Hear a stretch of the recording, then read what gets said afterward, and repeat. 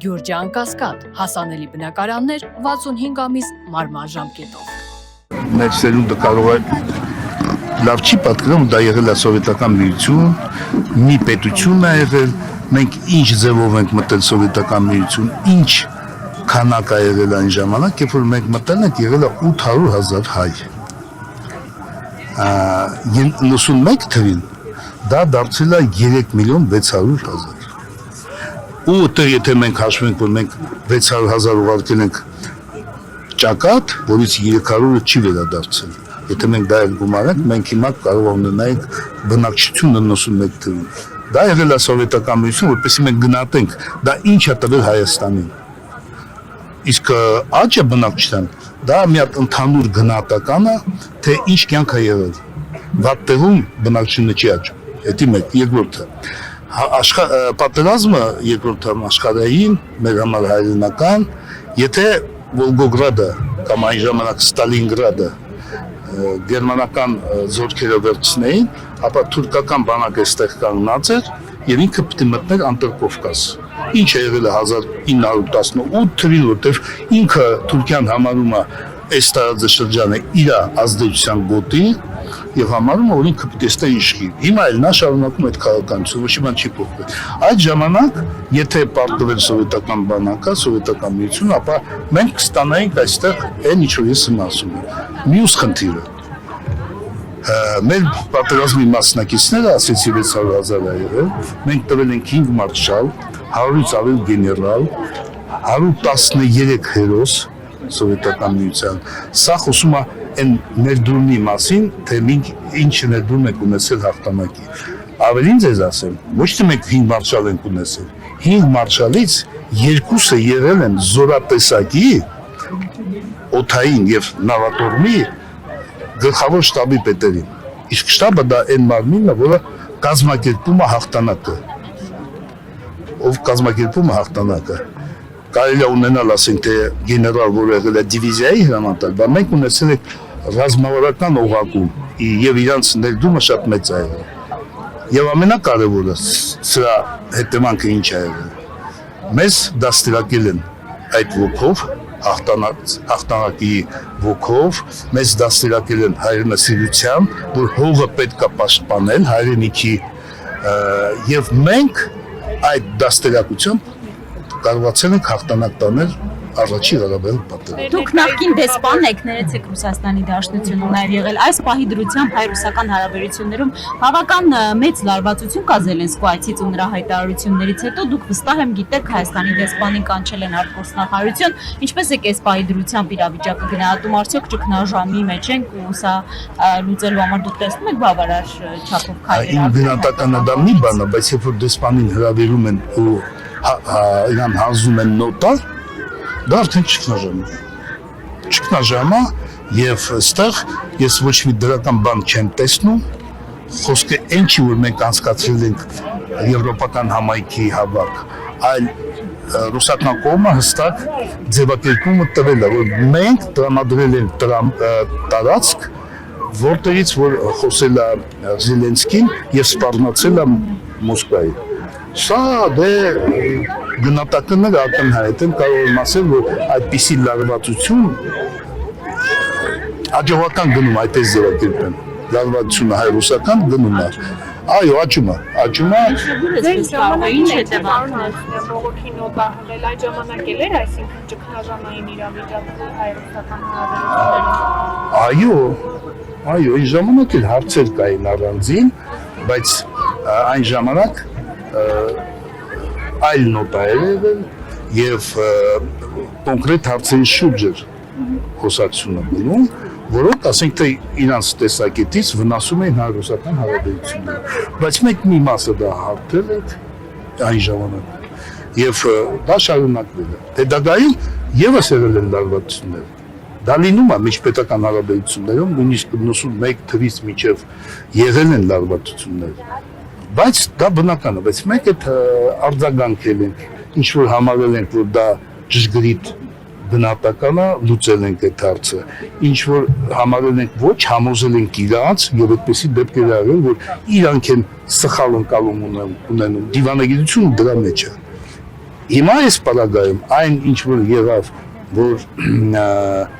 առաջի դեմքը Պուտինը հանդիպման ժամանակ վարչապետի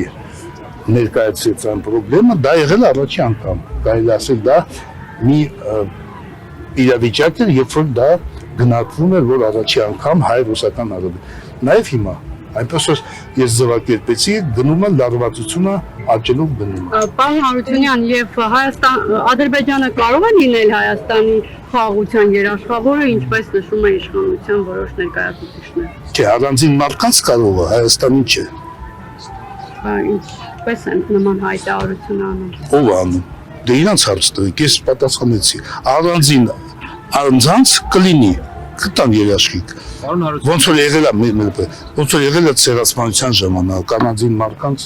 փրկել են, չէ՞։ Բայց ընդհանուր ցեղասպանություն են իրականացել, նույնը հիմա է։ Չի կարող լինել պետությունը, որի հետ դու ունես ռազմական անմիջական սպառնալիք, իսկ դա է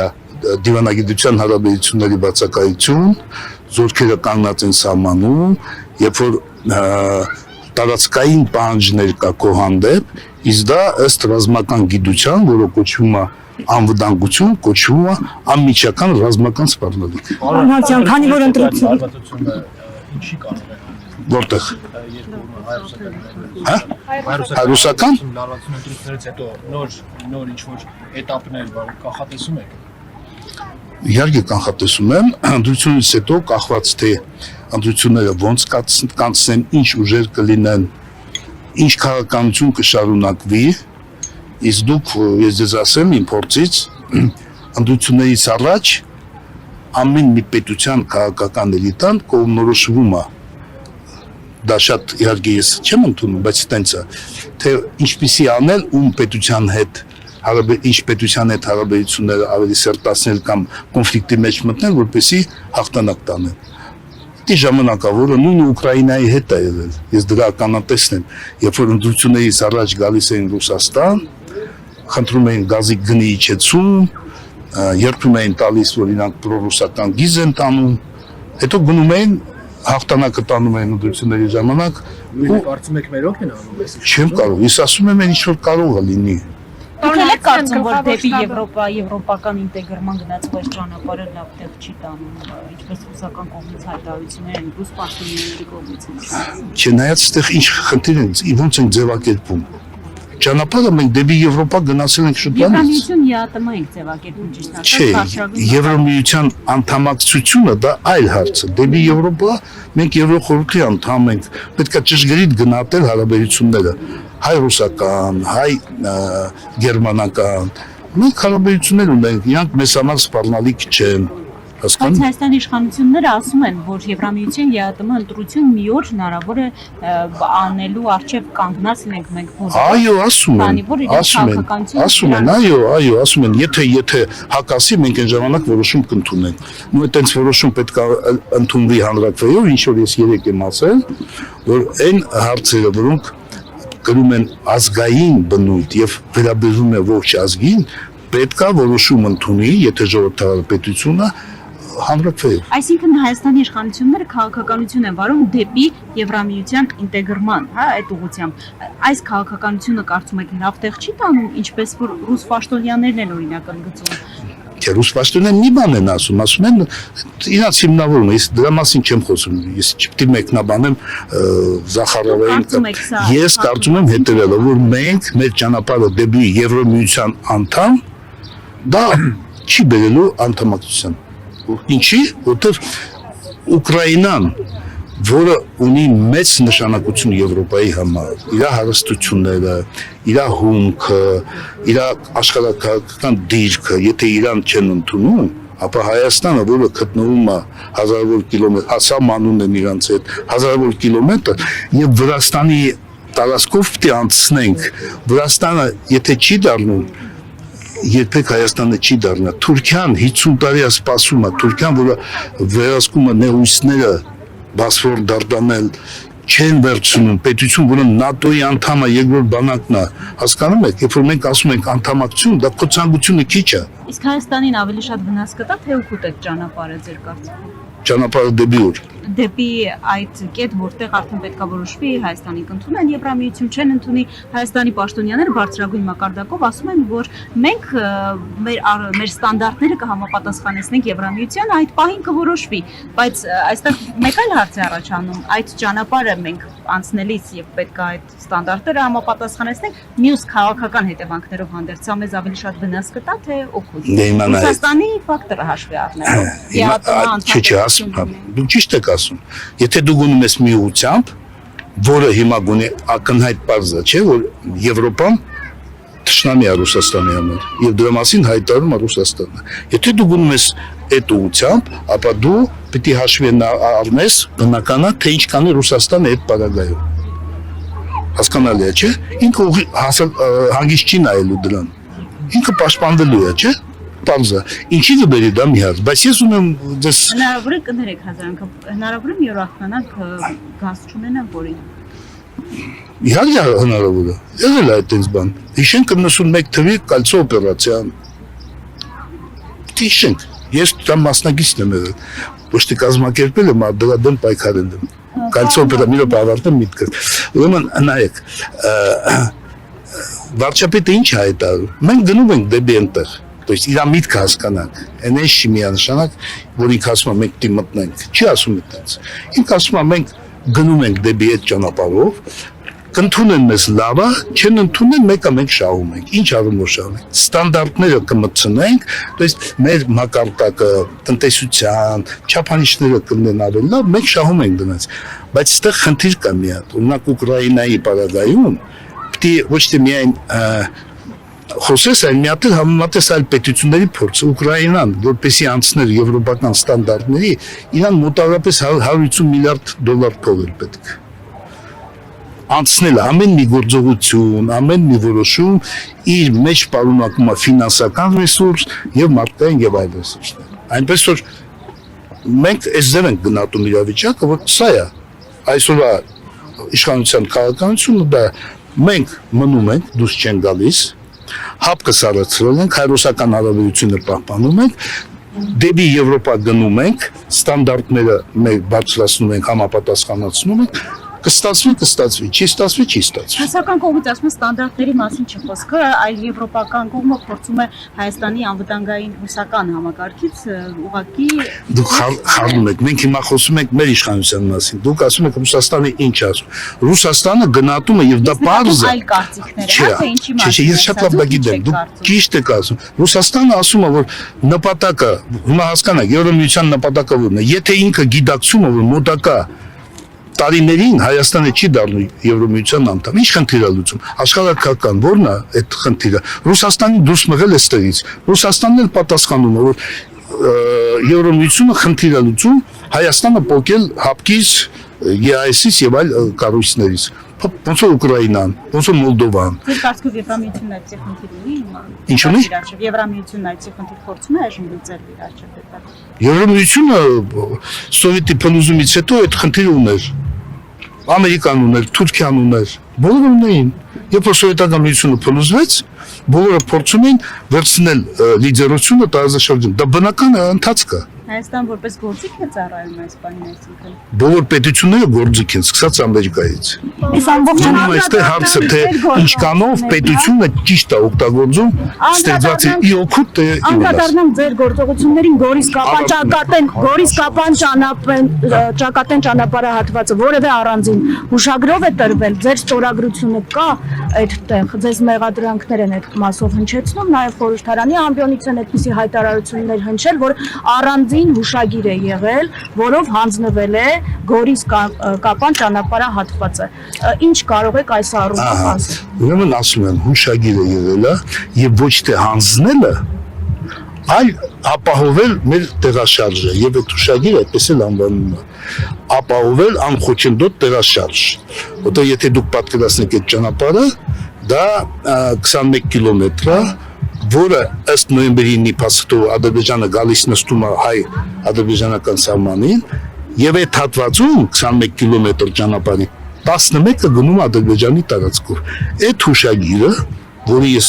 ստորագրել եմ, թույլ է տվել մեզ 1.5 տարի օգտագործել այդ ճանապարհը իրանց տարածքով։ ռուս սահմանապազորքերի։ Բայց նաև ամրագրել է, որ իրանց վերահսկողությունն է, չէ՞, հասկանում։ Չէ։ Դու պատկերացրեք ինչ եմ ասում։ Ճանապարհ կա 21 կիլոմետր, Գորիս Դավիթբեկ։ 21 կիլոմետր 11-ը իրանց տարածքով անցնում։ Մյուսը մեր տարածքով։ Եթե իրանք գալիս են ըստ նոյեմբերի ներողություն, նոյեմբերի 9-ի փաստաթղթի իրանք փակում են այդ ճանապարհը 11 կիլոմետր իրանց հսկողությամբ։ Մենք չենք կարող գնալ։ Այլ ճանապարհ մենք չունենք։ Դրա համար ես ստիպված եմ դիմել Շոյգուին, Շոյգուն զանգարել է, ասում եմ, ես գաղտնիք եմ բացում, իրան էլ հարց տվեք։ Ինքը գիշերով զորք է ուղարկում, գիշերով։ Իրանք տարավոտը գային նստեին։ Ոնց որ եկել են Մեղրիից մինչև վերջ, գալիս սահմանին նստում են, շփման գիզ են ձևավորում, ես էլ պետք է հասկանալ։ Ոչ թե սահմանազատում կամ բան, շփման գիզ։ Մենք այդտեղ զորքը դուրս ենք բերել, իրանք գալիս նստում են։ Շոյգուն ուղարկում է տեխնիկան Գյումրիից, իրանք գալիս կանգնում են, ինքը զանգարում է Գասանովին ու ասում է չմոտենաս այդ սահմանին։ Մինչև մենք չկարգավորենք սա։ Իրանք կանգնում են։ Ու իմիջայլոց դա միակ տարածքն է այդ 21 կիլոմետր, որ ադրբեջանցիները չեն եկել, չեն նստել սահմանին մեջ։ Ու մենք մեկ կես տարի օգտագործել ենք մինչև այն ճանապարհը դատերի սարքել ենք։ Այդ դեպքում Միջև ներբադրանքներ են։ Դրանից հետո 1.5 տարի օգտագործել եք։ Հա, Որովհետև ինչ ադրբեջանցիները փակեցին, դուք այդ ժամանակվանից ի վեր կոնկրետ Գորիսից գնալու համար այլևս չեն կարող Դավիթբեկով գնալ այդ ճանապարհով։ դուք ինչ լսում եք, ես ինչ եմ ասում։ 1.5 տարի մենք այդտեղ աշխատել ենք, գործել է դա։ Սահմանապահ ռուսները, գիտեք ոնց են, գալիս էին Էյվազու գյուղը, իրանք կանգնած էին։ Մեր մեքենաները գալիս են, իրանք վերցնում են, օդ Ադրբեջանի տարածքով անցկացնում էին դեպի Դավիթբեկ։ Հասկանում եք։ Դեպի մի հատ քարտեզի նայք, մի անգամ իսկ այն ինչ որ ասում եք մեղադրանք։ Մենք եղել ենք։ Դերևից նայք, քարտեզով նայք կհասկանաք։ Որ էդի այդ փաստաթուղթը հեսա վարտը։ Ուրեմն ես դաստորագրում եմ։ Փաստաթուղթը իրավական ուժ ունեցող է, չէ՞, հուշագիրը։ Հուշագիրը, հա, ինքը գործել է, ինքը նշ չի։ Հուշագիրը ինքը գործել է, իր նպատակը կատարել է։ Ավելին ասեմ, սրա մասին, երբ որ մեղադրանքը շուտ գաղտնի, չգիտեմ ինչ, սրա մասին վերցրեք 17-ին ստորագրվել է, դեկտեմբերի 20-ին զինուժով ես սա ամբողջը բացում եմ։ Եվ դրանից հետո ասել գաղտնի է, ճանապարհ են տվել, թող ասին ճանապարհի որ հատվածն է տված։ Բա մի տարի ու կես մեկ ոնց էին գնում։ Հասկանում եք, то есть սա մի փաստա, որտեղ որ լավ արած գործը ի օգուտ Հայաստանի։ Բայց ոնց որոշվեց, որ պիտի տանք։ Ինչ է տանք։ Ասում եք շփման գիծ էր ձևավորվում եւ ոնց որոշվեց, որ պիտի տրվի։ Այն հատվածը, որը մենք այդքան տարի օգտագործել ենք, մերն է եղել, որևէ կասկած չի եղել այդ առումով։ Դուք գիտեք, որ մենք պատերազմում պարտվել ենք։ Քելբաջար, որ իրանք ընդհանրապես մի միլիմետր չեն մտել, այդ փաստաթղթերը մենք հանձնում ենք եւ սկզբունքը պետք է իմանալ։ Ընդհանրապես հայ Ղարաբաղյան հարցի լուծումը միշտ եղել է հետևյալ։ Մենք տարածքները տալիս ենք Ղարաբաղի շուրջ, դրա մասին խոսել է Քոչարյանը, Կարոլուրը, որ մենք ասում ենք տարածքները մենք չենք պահելու, մենք հետ ենք տալու,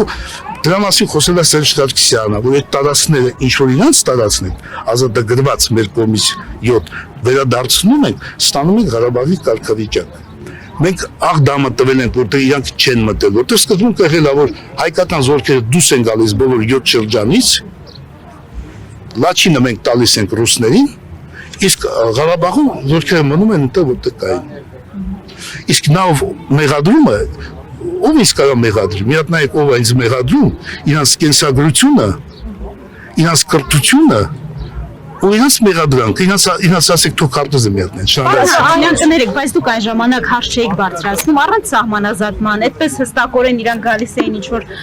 GPS-ով քարտեզ էին ցույց տալիս, ասում էին GPS-ը ցույց է տալիս, այս կետում մենք պետքա կանգնենք ու մենք պետքա կանգնենք ու այդպես բազմաթիվ տարածքներ, մեր օգտին հասկանալի է սահմանազատում չէր եղել, դուք այդ պահին նկատի ունեմ հաց բարձրացնում էիք, սա ճիշտ լուծում չի գուցե։ Լսեք, նորից եմ ձեզ ասում, մինչև իմ գալը գնացել է գործընթաց շփման գծի ձևավորում, Մեղրիից մինչև վերջ։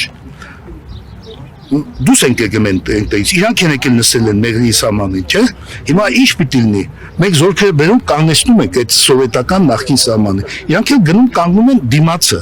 հասկանում եք։ Սա է գործընթացը, թե մենք չգնայինք կանգնեինք ընտեղ։ Դրամալ էստի համատեղ ռուսների բանի տակ վերահսկողության որպես միջնորդ գալիս ենք ձևավորում ենք շփմանգիս, սա բան չի, սահմանազատում չի, շփմանգիս, մեղրի սենց գալիս ենք։ Այստեղ իրանք են կանգնում, այստեղ մենք ենք կանգնում, շփմանգից է ձևավորում, խաղաղության պայմանագիր է ստորագրված, խաղապաններն Մի ամբողջ գլխավոր շտաբ ստորագրություններով փաստում էր, որ Նիկոլ Փաշինյանը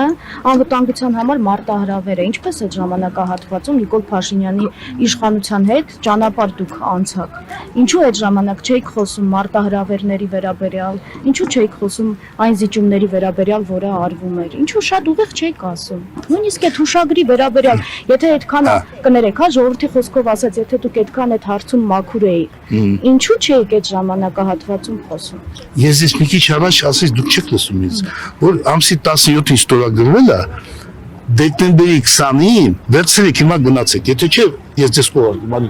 կտամ կուղարկել։ Դեկտեմբերի 20-ին ես ամբողջը սրա մասին խոսել եմ, որ ասել եմ, որ Ադրբեջանը չի գալիս նստում մեր սահմանին, իրանց զորքը կանգնում է հեռու, իրանց սահմանապահ զորքերը չեն գալիս կանգնում իրանց սահմանին։ Ռուսները վերցնում են այդ հսկողության տակ, ու մենք օգտագործում ենք, հասկանում եք։ Իսկ ինչ որ հիմա նայեք, ես եմ նստում թվին ծառայում եմ բարձր պաշտոնում Լենինգրադում։ Ինձ հրավիրում են ու ասում են սպա եմ ես, չէ՞։ Ինձ հրավիրում են, ասում են դու պիտի բանակը վերցնես ղեկավարումը քո վրա։ Ես ինչ պիտի անեի, չգայի։ Դուք որպես ասեք, ես սպա երթում եմ տվել, որ պիտի պետությանը ծառայեմ։ Ինձ առաջարկում են գալ այս խաոս վիճակի մեջ 90 թիվ։ Եկել եմ 99 թվին։ Վազգեն Սարգսյանը ինձ նորից ես Մոսկվայում ծառայում եմ գլխավոր հրամանատարության, ասում է, արի դուք տեղեկավարես բանակը, բառացի ասում եմ ձեզ, ինքը ասում է, այլևս իմ գիտելիքները բավարար չի, որ ես այս ժամանակակից բանակը, ժամանակակից իրավիճակում ղեկավարեմ, դուք տեղեկավարես, կադրովից պատտելի, չգայի։ Նիկոլ Փաշինյանը այդ վիճակում, երբ որ պատերազմը ակնհայտ մոտենում է, ինձ առաջարկում է, քանի որ դուք փորձ ունեք բան ղեկավարեք, ես պիտի հրաժարվեի։ Հա? Մոռացեք, Փաշինյանին մոռացեք։ Ես մենք Վազգեն Սարգսյաններ չունենք, ու այդ ամբողջ խնդիրները գալիս են այդտեղ։ Համեմատել Վազգեն Սարգսյանի առաջարկությունը Փաշինյանի առաջարկության։ Ես ուրիշ միտք եմ տանում։ Ես երթում եմ տվել պետությունը հայրենիքը պաշտպանել։ Ոչ թե Փաշինյանին, Լևոն Տեր-Պետրոսյանը, հասկանում եք, դուք հասկանաք։ Հիմա բանակից ով պիտի բոլորը դուրս գան, իշխանափոխություն լինի։ Պիտի դուրս գան բանակից։ Այն մասնագետները, որոնք ծառայում են, երթում են տվել հայրենիքին։ Իրանք չեն ծառայում, որը ես ոչ մի ԿՊ-ի անդամ չեմ եղել, ոչ ՀՀՇ-ի, ոչ էլ հանրապետականի։ Դուք պիտի դա հասկանաք, հասկանում եք, որ սպան դա ուրիշ կատեգորիա է։ Ու ինքը ես եթե դուք մտածում եք ես մեծ հաջողով եմ համաձայնել, լինելով բանակի ղեկավար մի քանի անգամ, ու այս վիճակով պարտությունից հետո, երբ որ բանակը մարտունակ չի եղել, ես որ բաներ կա, որ չեմ կարող ասել, որպեսզի չվնասեմ մեր պետությանը, մեր ժողովրդին։ Շատ բաներ չեմ ասում։ Իսկ ես այդ թվերով բերեմ, դուք կզարմանաք, թե ոնց եմ ես համաձայնվել։